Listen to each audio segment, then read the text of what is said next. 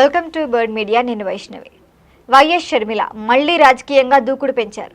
కొద్ది రోజులుగా ఆమె సైలెంట్గా ఉన్నారు అంటూ వార్తలు వస్తున్నాయి.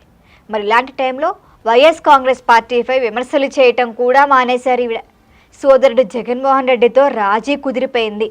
ఇద్దరు కలిసిపోయారు, ఇంకే ఉంది అన్న ప్రచారం కూడా జరిగింది. అయితే కూటమి ప్రభుత్వం మాత్రమే ఆమె విమర్శలు చేస్తూ ఉండటంతో ఆమె వైఖరి మారింది అన్న అభిప్రాయం కూడా బలంగానే వినిపించింది. కానీ ఉన్నట్లుండి ఏమైందో షర్మిల మళ్ళీ యాక్టివ్ అయ్యారు. అయితే ఈసారి నేరుగా తన సోదరుడు జగన్మోహన్ రెడ్డినే టార్గెట్ చేస్తూ రాజకీయ బాంబే పేల్చారు. ఎప్పుడో చేస్తామంటున్న పాదయాత్రను ఇప్పుడు ఎందుకు చేస్తున్నారని ప్రశ్నించారు షర్మిల.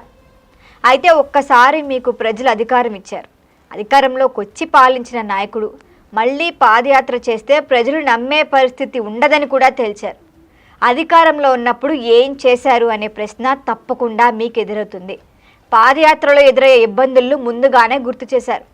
ఇక గతంలోలా ప్రజలు పాదయాత్రను విశ్వసించే స్థితిలో లేరని కూడా షర్మిల స్పష్టమైన సంకేతాల్ని పంపించారు. పవర్ సూట్ అవ్వలేదు జగన్మోహన్ రెడ్డి గారికి. Power did not suit him. Jaganmohan Reddy గారి నేచర్ మారాలి, జగన్మోహన్ రెడ్డి గారి నైజం మారాలి. జగన్మోహన్ రెడ్డి గారిలో మార్పు వస్తే, జగన్మోహన్ రెడ్డి గారిలో స్వార్థం తగ్గి మంచితనం పెరిగితే మేబీ దేవుడిస్తాడేమో. ఈ వ్యాఖ్యలు ఇప్పుడు జగన్మోహన్ రెడ్డితో పాటు వైఎస్ఆర్ కాంగ్రెస్ పార్టీ శ్రేణుల్లోనూ ఆందోళన కలిగించుతున్నాయి. 2014లో తెలుగుదేశం పార్టీ అధికారంలోకి వచ్చినప్పుడు వైఎస్ఆర్ కాంగ్రెస్ పార్టీ ప్రతిపక్షంగా 67 స్థానాలతో బలమైన శక్తిగా ఉండింది. మరి ఆ సమయంలో పార్టీ శ్రేణుల్లో దూకుడు కనిపించేది. మరి అదే దూకుడు 2017లో జగన్మోహన్ రెడ్డి పాదయాత్ర ప్రకటన చేశారు. అప్పట్లో అది సంచలనంగా మారింది. కానీ ఇప్పుడు సిచ్యువేషన్లు పూర్తి భిన్నంగా ఉన్నాయి, ఇది గుర్తు చేసుకోండి అని కూడా షర్మిల అంటున్నారు. అదే నాయకుడు, అదే పాదయాత్ర అన్నా కూడా ఇప్పుడు అది సెన్సేషనల్ కావట్లేదు. ఇప్పటికొకసారి పాదయాత్ర చేసి అధికారంలోకి వచ్చారు, తరువాత పాలనలో ఫెయిల్ అయ్యారు. మరి ఈ భావనే ప్రజల్లో ఉందని కూడా ఆమె వ్యాఖ్యల సారాంశం. అందుకే కూటమికే ప్రజలు తిరిగి అవకాశం ఇచ్చారు. వైఎస్ కాంగ్రెస్ పార్టీని దారుణంగా ఓడించారని గుర్తు చేశారు. పాదయాత్ర అనేది ఎప్పుడు పడితే అప్పుడు ప్రతి సమయంలో వర్కౌట్ అయ్యే రాజకీయ ఆయుధం కాదని కూడా షర్మిల పరోక్షంగానే చెప్పారు. అయితే ప్రజల్లో ప్రభుత్వంపై తీవ్రమైన వ్యతిరేకత ఉన్నప్పుడే పాదయాత్ర పనిచేస్తోందని చరిత్ర చెబుతుందని కూడా వివరించారు. ఇక 2003లో తీసుకుంటే రాజశేఖర్ రెడ్డి పాదయాత్ర చేసినప్పుడు అప్పటి టీడీపీ ప్రభుత్వంపై తీవ్రంగా వ్యతిరేకత వచ్చింది. అలాగే రాష్ట్ర విభజన టైంలో కూడా చంద్రబాబు చేసిన పాదయాత్ర ప్రజల మనస్సుల్లో నిలిచిందని వీటికి ఉదాహరణలు కూడా చెప్పారామె.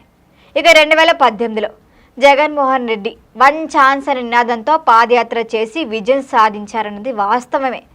కానీ 5 ఏళ్ల పదవిలోకి వచ్చాక ఏం తీసుకున్న నిర్ణయాలని వివాదాస్పదంగానే మారాయి. అసలు హామీల అమల్లో అయితే ప్రజలు అసంతృప్తిగానే ఉన్నారు. మరి ఇవన్నీ షర్మిల స్పష్టంగా చెప్తున్నారు. మరి లోకేష్ పాదయాత్ర చేసి తనని తాను నాయకుడిగా నిరూపించుకున్నారు కాబట్టి అధికారంలోకి వచ్చారు. ఇక పార్టీని అధికారంలోకి తేవటంలో ఆయన ప్రయత్నాలు ఫలించాయని కూడా రాజకీయ వర్గాల్లో చర్చ సాగుతుందని కూడా చెప్పారు. మరి ఇలాంటి పరిస్థితుల్లో జగన్ మరొకసారి పాదయాత్ర ద్వారా అధికారంలోకి రావాలని చూస్తే అసలు ప్రజలు నమ్ముతారా? నమ్మే అవకాశాలు కూడా తక్కువే అన్న అభిప్రాయం కూడా వైసీపీ శ్రేణుల్లోనే ఉందని కూడా తెలుస్తుందంటున్నారు ఆమె. సొంత సోదరు నుంచే ఈ స్థాయి విమర్శలు రావటం జగన్ పాదయాత్రకు పెద్ద అడ్డంకిగా మారుతుందన్న చర్చ జోరుగా సాగుతాం.